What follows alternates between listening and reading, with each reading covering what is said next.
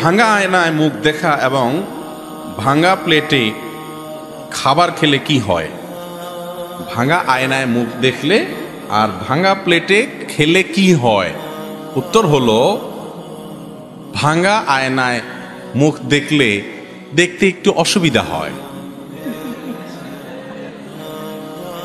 ভাঙা প্লেটে ভাত খেলে, কোনো কিছু খেলে, ওই প্লেটের যেহেতু ভাঙা, এজন্য ওই খাঁজে ভাঁজে জীবাণু ময়লা লেগে থাকতে পারে, সেজন্য এটাতে খেতে অনেক সময় অরুচি হয়। উত্তর পাইছেন তো? কিন্তু যে উত্তর আশা করছেন সেটা হলো যে ভাঙা প্লেটে খাইলে অমঙ্গল হয়, ভাঙা আয়নায় দেখলে কি হয়? ক্ষতি হয়। এগুলো সব আমাদের বানানো মাসালা, এগুলো সব আমাদের ইসলামের নামে কত ভুয়া কথা যে আমাদের সমাজে আছে, এর মধ্যে এগুলো একটা।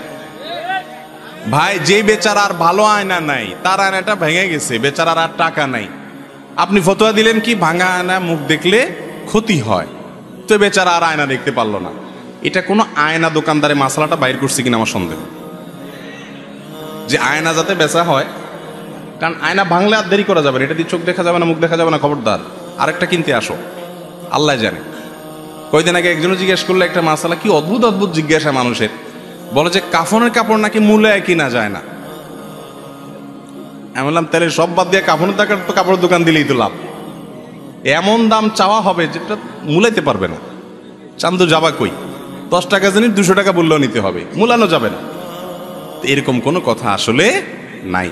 ভাঙা আয়না, এটাতে মুখ দেখলে কোনো অসুবিধা হবে না। আপনার দেখতে অসুবিধা হবে আসলে এতটুকু, এর বেশি কিছু না। আপনি মনে চাইলে দেখেন, মনে চাইলে নতুন একটা কিনেন, সম্পূর্ণ আপনার ব্যাপার, এগুলোতে কোনো ক্ষতি নাই।